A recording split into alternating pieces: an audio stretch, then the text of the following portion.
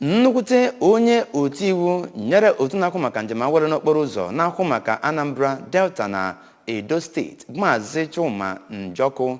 bụ onye nke gwara ndị nke so na ya bụ otu ọlụ na ọkachasị na nkega ya n'ime steeti ya bụ Anambra ka ha dị uchu n'ọlụ ha na-alụ iji wee gbaa mbọ kwụ na ya bụ ikikere enyere ha bụ nke ha ji wee nwetazuo ihe nke gbara ọkpụrụkpụ. Maazị Njoku bụ onye nke gwara ha ya bụ okwu ma bụrụkwazị na njem bụ nke ọ gakwuru onye ji ọnọdụ ịghọkwa onye otiwu n'isi ọdụ ya bụ otu na-akwụ maka njem awere n'Ọka. Onye nta aka anyị bụ Emmanuel Chigbata nọ n'akụkụ iwetara gị ya bụ akụkọ etu o si wee gaa.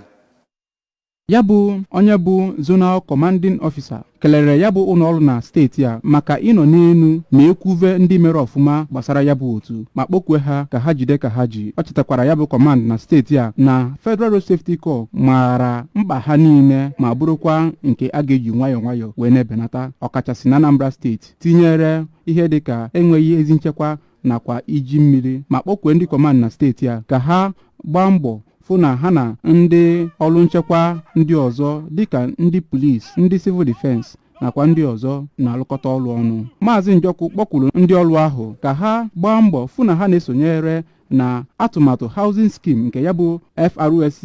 wepụtara ma bụrụkwa nke a na-eme na steeti niile dị na Nigeria ma dụọ ha ọdụ ka ha na-abịa ọrụ n'oge yara ịbụ ndị ga na-eme etu o siri masịrị ha ma kelekwe ndị eji okwu ha agba izu na steeti a bụ ndị na-enyekwere ya bụ otu Federal Road Safety Corps aka. Na mbụ onye bụ Anambra State Sector Commander nke ya bụ otu FRSC Maazị Adeoye Irelewuyi onye kelekwara ya bụ Zonal Commanding Officer maka njem ya rụtụrụ aka n'ọtụtụ ihe niile na-eche ya bụ kọmand aka mgba ma gwakwa ya etu ya bụ kọmand siri wee dị. Maazị Irelewuyi nọkwa na ya bụ mmemme wee too ndị Special Marshals na steeti a nke ọ bụ Maazị Patrick Esumai nọ n'isi ya maka mbọ ha na-agba n'inyere ndị Regular Marshal aka. Ya bụ Maazị Irelewuyi kwupụtara na ya bụ kọmand njikere ịfụ na ọnọdụ enweghị ezi nchekwa n'okporo ụzọ bụ nke emebilatara ma kwue na ha na-agba mbọ ịfụ na okporo ụzọ